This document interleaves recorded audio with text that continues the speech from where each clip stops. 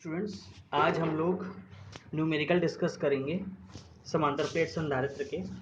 तो पहला क्वेश्चन है, एक समांतर प्लेट संधारित्र की प्रत्येक प्लेट का क्षेत्रफल 100 सेंटीमीटर स्क्वायर है तथा दोनों प्लेटों के बीच अंतराल 0.025 सेंटीमीटर है।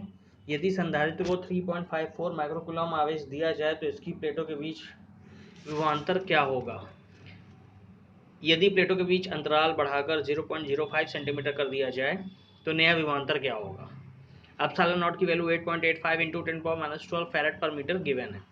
ठीक है, तो देखो समांतर प्लेट संधारित्र जब इसमें कुछ भी नहीं दिया, मतलब जो बीच का जो माध्यम है, अगर ये जैसे संधारित्र है, इनके बीच की दूरी d है, इसके बीच का माध्यम में कुछ भी नहीं भरा है तो ये प्रारंभिक, इसको C नॉट से प्रदर्शित करेंगे, C नॉट से, ये आप याद रख लो, इसको C नॉट कहेंगे। तो इसकी वैल्यू होती है epsilon not A upon D। ठीक है, A एरिया हो गया, D उनके बीच की दूरी हो गई, एप्सिलॉन नॉट जो है वो आपका परमिटिविटी, ठीक है, वैद्युतशीलता, ठीक, उस माध्यम की। तो देखो, तो यहाँ पे C नॉट की जो C नॉट की वैल्यू है समांतर प्लेट संधारित्र वो epsilon not A upon D। और ये आपको क्या करना है, सेंटीमीटर में सब कुछ गिवन है तो आपको उसको मीटर में कन्वर्ट करना पड़ेगा। तो A बराबर 100 सेंटीमीटर स्क्वायर है तो 100 इंटू 10⁻⁻4 मीटर स्क्वायर हो गया। D की वैल्यू 0.025 सेंटीमीटर है तो 0.025 इंटू 10⁻2 मीटर हो गया। ठीक है, मतलब इन सबको आपको मीटर में कन्वर्ट करना है। आपको ये भी पता है कि हम लोग एक ही सिस्टम फॉलो करते हैं, मतलब MKS फॉलो करेंगे या CGS फॉलो करेंगे। तो यहाँ MKS फॉलो कर रहे हैं, ठीक, सारी की सारी MKS के अकॉर्डिंग होना चाहिए। तो C बराबर epsilon not A upon D। तो देखो फॉर्मूला वही, C बराबर ये एप्सिलॉन नॉट की वैल्यू, ये A की वैल्यू, ये D की वैल्यू। तो यहाँ से आंसर आपका ये आ जाता है 3.54 इंटू 10⁻10 फैरेड। अब प्लेटों के बीच विभवांतर पूछ रहा है तो Q बराबर होता है VC, Q बराबर VC। तो V बराबर हो जाएगा Q अपॉन C। C आप फाइंड कर चुके हो, Q आपको दिया हुआ है, ठीक है। देखो Q कितना दिया हुआ है। यदि संधारित्र को 3.54 माइक्रोकूलम आवेश दिया जाए, ठीक है, तो अब 3.54 माइक्रोकूलम, तो V बराबर Q अपॉन C होता ही है। तो Q बराबर 3.54 इंटू 10⁻6 कूलम बटे जो आपने कैपेसिटेंस जो C निकाला, धारिता निकाली 3.54 इंटू 10⁻10 फैरेड। तो इनको डिवाइड कर देंगे तो 1 इंटू 10⁻4 वोल्ट आ जाएगा। ठीक है, अब देखो, अब वो कह रहा है कि प्लेटों के बीच अंतराल यदि 0.025 सेंटीमीटर से बढ़ाकर 0.05 सेंटीमीटर कर दिया जाए, इसका मतलब ये जो 0.025 है ये 2 टाइम्स है, मतलब 2 गुना है, 25 दूनी 50 होता है। तो 0.025 सेंटीमीटर मल्टीप्लाइड बाय 2 करेंगे तो 0.05 आ जाएगा। ठीक है, यानी कि ये जो डिस्टेंस है, आप ये डिस्टेंस कम कर रहे हो, ठीक है, ये डिस्टेंस आप क्या कर रहे हो, डिस्टेंस बढ़ा रहे हो, सॉरी, ये डिस्टेंस आप बढ़ा रहे हो। तो अगर डिस्टेंस बढ़ाओगे तो जो धारिता है, क्योंकि C बराबर होता है epsilon not A upon D, D को बढ़ाओगे तो C कम होगा, और क्योंकि आपने दुगना बढ़ाया है, D को आपने क्या किया, epsilon not A upon 2D कर दिया, तो जो नई धारिता होगी वो 1/2 हो जाएगी पुरानी वाली की, मतलब पुरानी वाली C नॉट है तो C नॉट अपॉन 2 हो जाएगी। ठीक है, ये हो जाएगी, तो C नॉट अपॉन 2 हो जाएगी। तो आवेश उतना ही यदि रहे तो विभवांतर दुगना हो जाएगा। ठीक है, तो यहाँ पे क्या करोगे, C की जगह C/2 लिख दोगे। ठीक है, V बराबर Q अपॉन C/2, तो 2 टाइम्स Q/C, यानी कि विभवांतर क्या होगा, दुगना हो जाएगा। जो नया विभवांतर मान लो V1 है तो पहले वाले का 2V यानी कि दुगना। ठीक है, क्लियर हो गई बात। तो आवेश उतना ही रहे तो विभवांतर दुगना हो जाएगा। ठीक, नया विभवांतर पहले जो आंसर आया था 1 × 10⁴ आया था, तो इसको 2 टाइम्स कर देंगे, 2 × 10⁴ वोल्ट आ जाएगा। ठीक है, अब देखो नया क्वेश्चन, नेक्स्ट क्वेश्चन। एक समांतर प्लेट संधारित्र की प्रत्येक प्लेट का क्षेत्रफल 40 सेंटीमीटर स्क्वायर है। दोनों प्लेटों के बीच विद्युत क्षेत्र की तीव्रता 50 न्यूटन पर कूलम है। प्रत्येक प्लेट पर आवेश की गणना कीजिए। तो समांतर प्लेट संधारित्र की धारिता का सूत्र आपको पता है, C बराबर ε0 A/d। ए प्लेट का क्षेत्रफल दिया है, डी उनके बीच की दूरी आपको नहीं दी है। ठीक है, आपको निकालना है, आपको एक वैद्युत क्षेत्र निकालना है, आवेश की गणना करनी है, तीव्रता आपको दी है। ठीक है, तो सबसे पहले मैंने आपको ये बोला है, इसका देखो तरीका ये होता है कि जो कुछ भी आपको दिया है वो सब आप नोट करते चलो। ठीक है, और आपके पास जो फार्मूला है और जो आपको फाइंड करना है, जो आपको मतलब ज्ञात करना है, उनमें क्या संबंध है। देखो आपके पास ये फार्मूला आपको पता है, C बराबर ε0 A/d। इसमें से आपको A पता है आपको, ठीक है, और E आपको दे दिया है, और E बराबर होता है V/d। ठीक है, E बराबर क्या होता है, V/d। ठीक, और Q बराबर क्या होता है, आवेश की गणना करनी है, तो Q बराबर होता है Vc। Q बराबर क्या होता है, Vc। तो V और E और D में क्या रिलेशन है, तो E = V/d। तो यहाँ से आपको विभवान, आपको E आपको पता है। ठीक है, तो Q बराबर CV हो गया।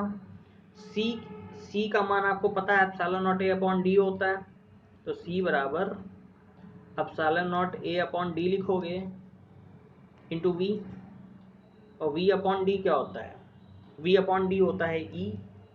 ठीक है, V/d क्या होता है, E। तो यहाँ से आप सीधे सीधे V/d की जगह लिख दोगे E। ठीक है, तो प्रत्येक प्लेट पे आवेश Q बराबर क्या हो जाएगा, ε0 A × E। ये V/d आपका E हो गया, तो Q बराबर हो गया ε0 A × E। तो ε0 8.85 × 10⁻12 इंटू A, एरिया आपका दिया है 40 सेंटीमीटर स्क्वायर, तो 40 × 10⁻4 मीटर स्क्वायर हो जाएगा, इंटू E आपको दिया 50 न्यूटन पर कूलम, तो 50 न्यूटन पर कूलम। ठीक है, तो अब इसका फाइनल आंसर आ जाएगा 1.77 × 10⁻12। बस इसमें क्या है, सिर्फ मैनिपुलेशन है। ठीक है, और कुछ नहीं है।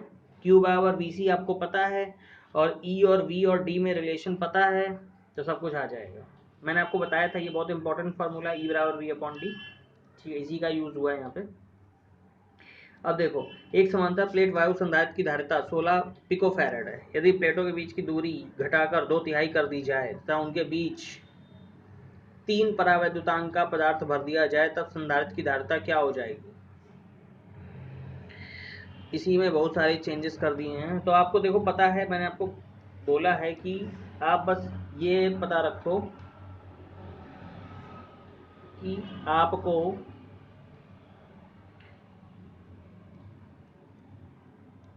आपको क्या करना है, आपको बस ये पता रखना है कि जो C0 है, C0 का मतलब ये है जो उसकी प्रारंभिक धारिता है, उसका फार्मूला C0 = ε0 A/d।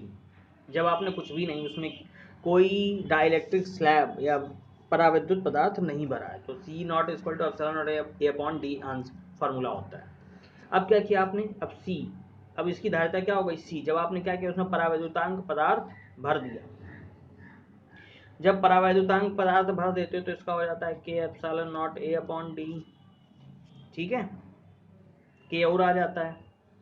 अब और D जो है, K की वैल्यू 3 हो गई, K की वैल्यू 3 हो गई, तो 3 ε0 A/d, और D की वैल्यू क्या कर दी गई, 2/3, तो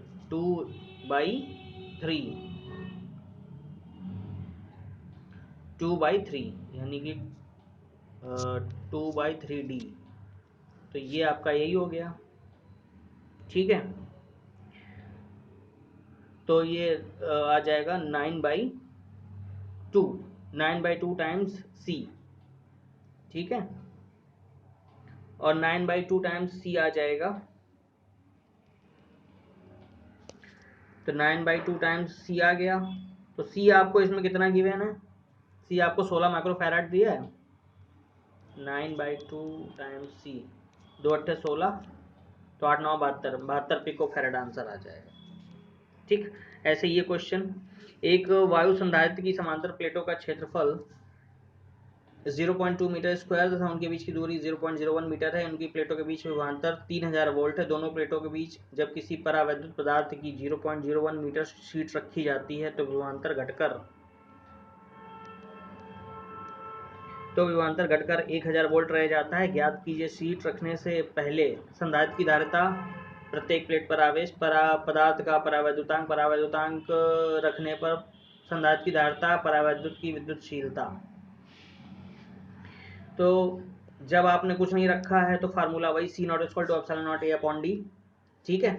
अब प्रश्नानुसार जो आपका दिया है 0.20 मीटर स्क्वायर, इसको मीटर में कन्वर्ट कर लिया, डी की वैल्यू को भी मीटर में कन्वर्ट कर लिया, तो C0 बराबर क्या हो जाएगा, C0 की वैल्यू ε0A/d, ठीक है, सही वैल्यू पुट कर दें, C0 की ये वैल्यू आ गई।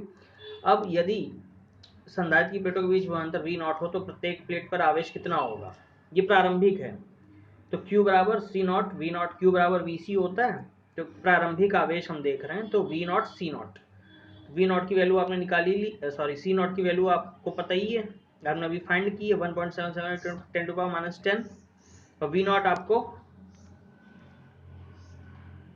V0 आपको दिया हुआ है 3000 वोल्ट, तो यहाँ से Q की वैल्यू इतनी आ गई। अब क्या किया, अब उनके बीच में परावैद्युतांक पदार्थ, अब यहाँ से Q की वैल्यू ये आ गई। अब प्लेटों के बीच परावैद्युतांक भर दिया, तो अगर प्लेटों के बीच परावैद्युतांक पदार्थ भर देते हैं तब क्या हो जाता